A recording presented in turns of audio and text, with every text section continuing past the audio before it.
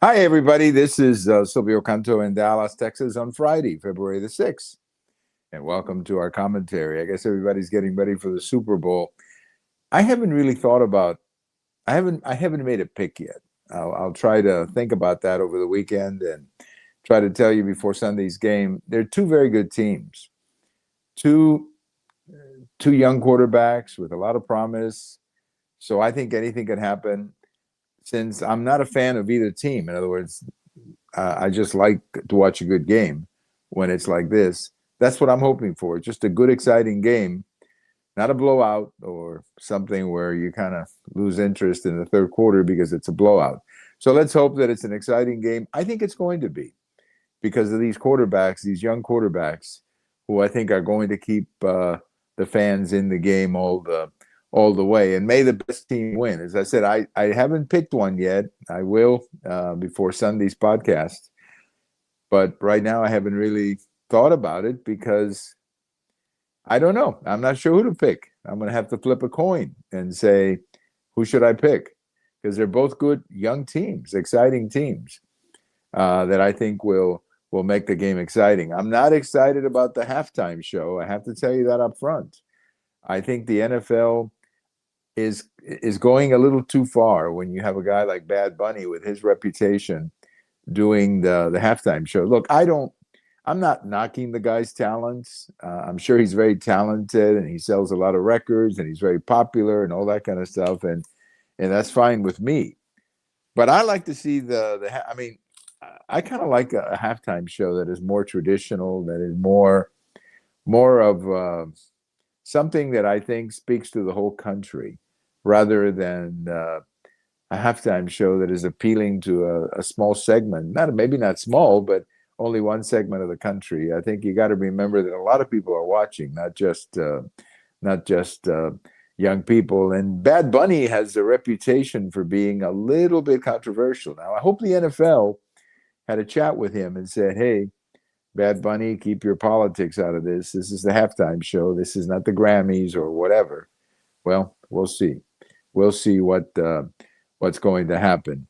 Well, I have a post over at the American Thinker today talking about February the 6th. February the 6th, a couple of very interesting people were born on February the 6th, a couple of men who were very consequential in their respective careers. So let me begin with the first one, and that's Babe Ruth, who was born on February the 6th, 1895. He was born in Baltimore, Maryland. As some of you know from his story, he had a few problems growing up. He was kind of a bad kid growing up. Had some discipline problems. Eventually, ended up in a Catholic school there in Baltimore, where a fellow by the name of Brother Matthias saw the talent in the young man and channeled him into sports, especially baseball. He became a baseball star. He went on to sign with the Boston Red Sox, where he spent a few years pitching.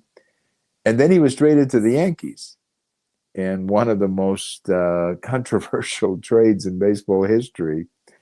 And then when he went to the Yankees, of course, everything changed. He became the big Bambino and the great player. And that's what happened. In the 1920s, he turned the Yankees into a perennial superstar team, and they won a bunch of World Series, and he hit a bunch of home runs. And, the Babe became baseball. That's what he was. He was the baseball. He put people in the seats. He sold tickets, and that was his main attraction. But one has to understand something else that Babe Ruth did. By the time the Babe Ruth came into Major League Baseball, the business of Major League Baseball was in serious trouble. And that's because of the scandal, the 1917 World Series, when a bunch of players threw the series because they had been contacted by gamblers. The irony of it is that none of the players made any money, but they were suspended anyway. And baseball was in a crisis. The business of baseball, not the game, but the business of Major League Baseball was in crisis because the fans weren't sure that if the product on the field was real or not. And that's the atmosphere that Babe Ruth came in. And he literally saved the game. I don't know what would have happened to Major League Baseball as a business, that is, if the Babe Ruth had not shown up in the 1920s and basically put people back in the seats. I mean, those home runs and those legendary plays and everything else, that's what put the fans back in the seats. And that's what saved the business of baseball. So not only was he a great player, but he was maybe the best promoter of Major League Baseball that ever was. Now, there were others later, of course. But at the time, he was the one who saved the game. And that's probably his greatest contribution, aside from all the records, 60 home runs, 714 home runs, and all that stuff that we grew up reading about. But it was saving the business of baseball. That's really what was so exciting about him. The other person that we remember today, February the 6th, was Ronald Reagan, who, of course, went on to be the 40th president of the United States. Ronald Reagan was born in Tampico, Illinois, on this day in 1911. As you know from his story, he went into acting. He was an actor and made a bunch of movies. None of his movies were, let's say, big movies. They say that he was generally the sidekick of the main actor in the movie. He was the handsome guy in the movie, but never his movies, he was never known for great movies. But he was pretty popular, to say the least. In the late 50s, he started doing some television and hosted a television show every Sunday night. And it was during that show that he and Nancy, his wife, would do commercials for the General Electric company. They would go into the kitchen and talk about some of the products and some of the,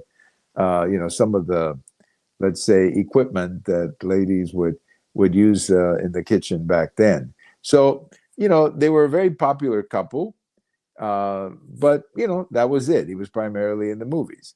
Then in 1964, there was a big thing that happened. He gave a speech for Barry Goldwater, and that speech basically turned him into a political superstar. He delivered a marvelous speech. You should watch it sometime, talking about the government and the individual. And that speech turned Ronald Reagan into a big political superstar. A couple of years later, he ran for governor of California. He won. 4 years later, he was reelected in big numbers. And when his term finished in 1974, his 2 terms, he started doing some radio commentary, and there was a lot of talk about him running for president. He did run in 1976, but he lost to Gerald Ford in the nomination, President Gerald Ford. And, a lot of people thought that was the end of Ronald Reagan, but it wasn't, of course. In 1980, he was elected president and then reelected in 1984. And there's a little bit of the Babe Ruth story with Ronald Reagan. When Ronald Reagan became president, the country was in a very depressed mood. The years of Jimmy Carter, let's say, were not the most exciting. And a lot of people were down on the country. A lot of people didn't feel good about the country.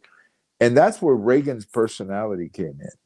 That smile, that ability to speak, the ability to crack jokes. And he just, the whole country was excited again. I happened to live through it, and I know exactly what they're talking about. People felt very depressed during the Carter presidency, but then all of a sudden you were happy again. It was sort of like happy days are here again, Reagan style.